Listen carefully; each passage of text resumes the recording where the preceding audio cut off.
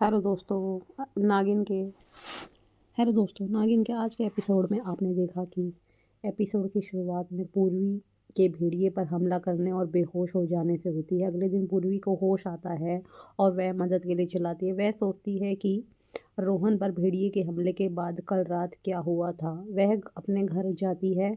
अनंता police अधिकारी को बताती है कि भेड़िए ने रोहन और पूर्वी पर हमला किया था। पूर्वी को देखकर उसे राहत मिलती है। वह पूछती है कि क्या पूर्वी ठीक है। पुलिस अधिकारी कहता है कि पूर्वी ठीक लग रही है। इस बीच भरानी उत्तरा से पूछती है कि जब पूर्वी ठीक है तो मौसम ठीक क्यों नहीं है।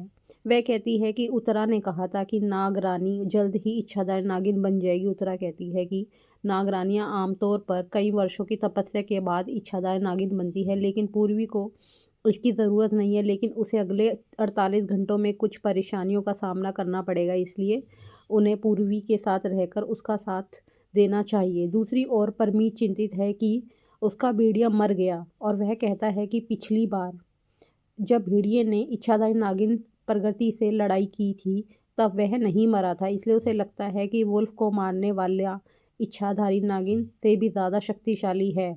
उसे डॉक्टर तुषार की बात याद आती है। वह बलजीत को जहर लेकर महासफेरा जाने को कहता है। पूर्वी अनंता से कहती है कि उसे ज़्यादा कुछ याद नहीं है। पुलिस अधिकारी कहता है कि वह जांच के बाद फ़ोन करेगा और वहां से चला जाता है। अनंता रवीश के बारे में ना सोचने का फैसला करती है। वह पूर्वी से कहती है कि वह सिर्फ अपने परिवार और अपने बच्चे के बारे में सोचेगी। वह मुड़कर देखती है और दरवाजे के पास खड़े अपने माता पिता को देखकर चौंक जाती है। अनंता के पिता पूछते हैं कि रवीश कैसे कैसे कर सकता है। वह रवीश से बात करने का फैसला करते हैं और वह कहते हैं कि सब रवीश जैसे ही हैं। पूर्वी मन ही मन कहती है कि आर्यमन ऐसा नहीं है। बाद में टीना की मेहंदी के रस्म की तैयारियां शुरू हो जाती हैं। परमीत समीर को सब कुछ बता देता है। वे महाकुंभ की योजना के बारे में बात करते हैं। परमीत कहता है कि अगर महाकुंभ में कुछ भी बुरा हुआ तो पर्यटक भारत नहीं आएंगे और अगर पर्यटक बंद हो गए तो भारत का विकास नहीं होगा। रवीश टीना की सौतेली माँ स्वर्ण को संदेश भेजता है। स्वर्ण उसके पास जाती है। रवीश उसे गले लगाता है। स्वर्ण उससे बताती है कि कोई भी उन्हें देख सकता है। रवीश उसे कहता है कि चलो जोखिम उठाते हैं। रवीश के कमरे से समीर की नज़र स्वर्ण की साड़ी पर पड़ती है। वह कमरे में घुस जाता है और रवीश को बिस्तर के नीचे छिपा हुआ पाता है। वह रवीश को पीटता है और परमीत को धमकी देता है कि वह सब कुछ बता देगा। परमीत को लगता है कि समीर स्वर्ण के प्यार में पागल हो गया है, लेकिन वह समीर की योजना बिगाड़ने नहीं दे सकता। वह समीर को बताता है कि रवीश एक प्रेमिका है। समीर परमीत से रवीश की प्रेमिका को फ़ोन करने के लिए कहता है। वह कहता है कि अब केवल रवीश की प्रेमिका ही रवीश को बचा सकती है। नौकर वहां आता है और रवीश को अनंता के परिवार के आने की सूचना देता है। परमीत नीचे जाकर अनंता के माता पिता का स्वागत करता है। वह अनंता के परिवार को समीर से मिलवाता है। वह बताता है कि अनंता और रवीश की शादी करण और टीना के साथ ही होगी। यह सुनकर अनंता का परिवार चौंक जाता है, पर परमीत रवीश से सच स्वीकार करने को कहता है। रवीश अनंता के पिता से कहता है कि वह अनंता से बहुत प्यार करता है। वह उसके बच्चे की माँ बनने वाली है। वह अपने व्यवहार अनंता से वह अपने व्यवहार के लिए अनंता से माफ़ी मांगता है। परमीत कहता है कि चलो दोहरी खुशी मनाते हैं। वह नौकर को सबको मिठाई देने को आदेश देता है। अनंता के पिता की नज़र चांदी की थाली पर पड़ती है। उन्हें याद आता है कि उनके दोस्त के पास भी ऐसी ही थाली हुआ करती थी।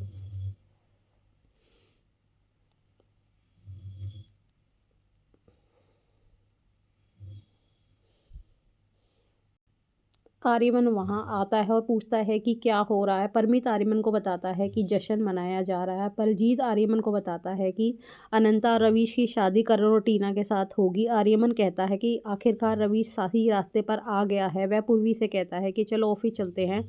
पूर्वी मान जाती है और वह आर्यमन की कार में बैठ जाती है। आर्यमन देखता है कि पूर्वी उसे घूर रही है और वह उससे पूछती है। पूर्वी बताती है कि उसके चेहरे पर एक पलक है और वह उससे मन्नत मांग सकते हैं। आर्यमन उसे वह पलक लेने को कहता। पूर्वी उस पलक के उसकी पलक पूर्वी उसकी पलक उसके हाथ पर रख देती है। उसे मन्नत मांगने को कहती है। आर्यमन कहता है कि वह इन बातों पर विश्वास नहीं करता, इसलिए वह मन्नत मांग सकती है। पूर्वी उसका हाथ पकड़कर मन्नत मांगती है। आर्यमन उससे पूछता है कि उसने क्या मन्नत मांगी। पूर्वी जवाब देती है कि उसने सच्चा प्यार पाने की कामना की। आर्यमन हंसता है। वह उससे कहता है कि प्यार बेवकूफ़ी है। पूर्वी कहती है कि प्यार से मीठा कुछ नहीं होता। आर्यमन इनकार कर देता। वे दफ्तर पहुंचते हैं। उत्तराभरणी से कहती है कि उन्हें यह सुनिश्चित करना चाहिए कि यह छोटा शिवलिंग पूर्वी तक पहुंच जाए। रोमा आर्यमन से पूछती है कि क्या वह शादी के दिन भी नहीं निकलेगा। आर्यमन पूछता है कि वह शादी क्यों करेगा और अगर वह शादी कर रहा है तो कोई उसे धमका रहा होगा। रोमा उससे पूछती है कि वह शादी को लेकर इतना नेगेटिव क्यों है। वह कहती है कि वह चाहती है कि कोई आर्यमन को उससे प्यार करवा दे। आर्यमन कहता है कि यह संभव नहीं है। पूर्वी बाहर इंतजार करती है। स्टाफ रोमा और आर्यमन की शादी के बारे में बात करता है, जो करण और टीना की शादी के बाद होगी। यह सुनकर पूर्वी उदास हो जाती है। स्टाफ रवीश और अनंता की शादी के बारे में भी बात करता है। पूर्वी सब कुछ सुन लेती है। बाद में अनंता के पिता अपनी पत्नी को थाली के बारे में बताते हैं। उनकी पत्नी उनसे कहती है कि वे ज़्यादा ना सोचे और शादी की तैयारी पर ध्यान दें। अनंता के पिता कहते हैं कि सूर्य का पर अतीत में मर चुका है, इसलिए उन्हें लगता है कि इस नए परिवार ने असली सूरी परिवार से अपनी पहचान छुड़ाई है और उनकी पत्नी उनकी बात मानने से इनकार करती है। आर्यमन रोमा से पूछता है क्या वह तैयार है। रोमा कहती है कि वह फ्रेश होकर वापस आएगी। वह वॉशरूम जाते उत्तरा रोमा को वॉशरूम में बंद कर देती है। वरानी रोमा का रूप धारण कर लेती है। वह उत्तरा को देखती है और वहाँ से चली जाती है। आर्यमन उस पर कॉफ़ी गिराने ही वाला होता है कि पूरी उसे बचाते हुए घायल हो जाती है।